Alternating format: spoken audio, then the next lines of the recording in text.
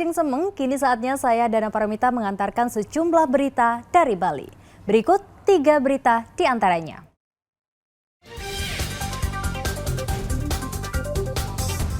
Seorang buruh bangunan di Denpasar mencoba memperkosa seorang anak berusia 10 tahun.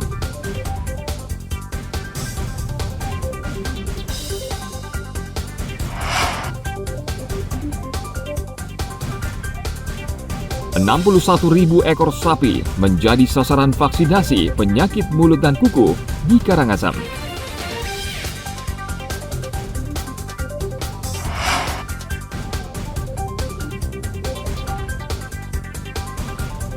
Mencoba kelezatan tipat kare mek resi di Guang Gianyar.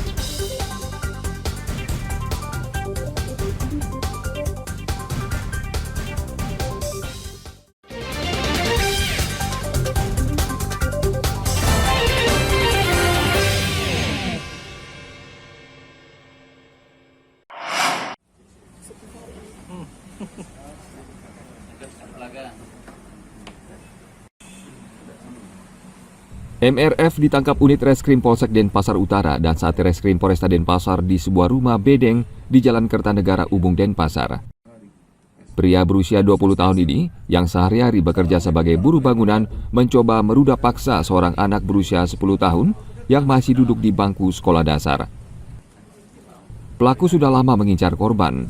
Ia kerap mengintip korban mandi dan merekamnya dengan ponsel. Puncaknya pada 24 Agustus lalu, pelaku yang sudah tidak tahan mencoba merudah paksa, namun korban berteriak sehingga terdengar nenek dan ayahnya. Pelaku sering memvideo korban pada saat mandi, yaitu melalui naku. Selalu memvideo 2 hari sebelumnya melakukan itu. Kemudian pelaku melihat korban yaitu akan mandi. Kemudian pelaku melihat korban selesai mandi dan kemudian masuk ke kamar. Pelaku masuk ke dalam kamar korban dan korban mendorong pelaku.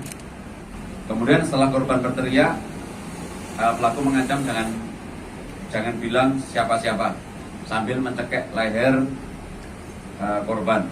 Kemudian korban tetap meminta tolong dan tidak lama maka nenek dari korban mendengar. Dan kemudian dengan adanya mendengar teriakan itu, maka pelaku sontak keluar dari kamar dan melarikan diri.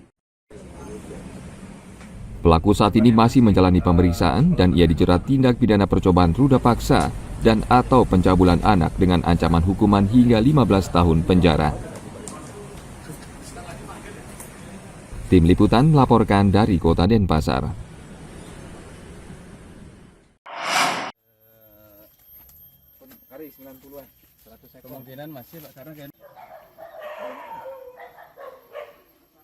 Pemkab Karangasem kembali menggenjot vaksinasi penyakit kuku dan mulut atau PMK di Kabupaten Karangasem. Dinas Pertanian, Pangan, dan Perikanan mengerahkan seluruh vaksinator untuk menuntaskan vaksinasi PMK dengan target 1.000 ekor sapi per hari dari sisa 61.000 ekor sapi yang belum divaksinasi. Agar efektif, vaksinator dipecah menjadi beberapa tim yang disebar ke seluruh kecamatan. Pemkab Karangasem berencana membasmi PMK yang menjadi momok bagi peternak sapi maupun hewan berkuku 2. Ya, kita sudah buat jadwal karena ini kan penugasan dari Satgas PMK Provinsi. Kita ditarget 61.000 ekor sapi, termasuk juga di situ ada kambing, babi, dan kerbau. Terus kapan sampai kapan? Capaian sekarang udah berapa? Kita baru secara intensif seminggu. Ya, seminggu ini kita target per hari ya, paling tidak 900 sampai 1.000 ekor sehari. Sampai hari ini kita sudah 6.000 lebih. Kita bisa vaksin. Ya. Target sampai berapa? 2 bulan ke depan. 2 bulan ya? Ya, dalam 2 bulan ke depan kita berupaya untuk mencapai target yang diberikan oleh provinsi 60 sampai 61.000. Ini vaksinasi yang keberapa ini? Yang kedua. Yang kedua. Vaksinasi yang kedua. Kalau untuk kasus PMK Pak Hasil? Kasus PMK sampai hari ini tidak ada. Nihil. Ya.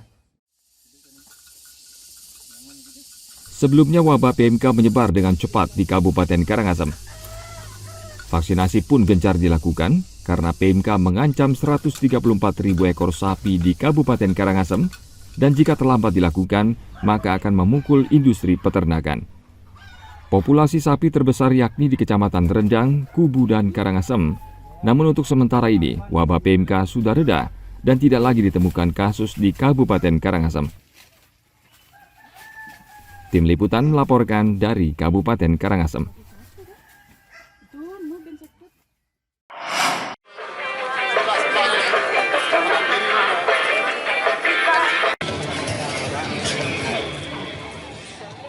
Komisi Pemilihan Umum Kabupaten Bangli telah mengumumkan daftar calon sementara caleg untuk pemilu 2024 kepada publik pada tanggal 19 Agustus lalu. Kini giliran masyarakat untuk memberikan masukan dan tanggapan terhadap nama-nama yang sudah masuk dalam daftar calon sementara. Artinya masih ada kemungkinan KPU membatalkan caleg bila bermasalah. PLT Ketua KPU Bangli, Gede Pasak Roy Suparman mengimbau masyarakat agar aktif memberi tanggapannya karena penilaian masyarakat nanti akan menentukan kualitas wakil rakyat. Setiap tanggapan harus rinci dengan catatan jelas dan disampaikan secara tertulis disertai bukti yang kuat dan relevan. KPU memberikan batas waktu paling lambat 10 hari.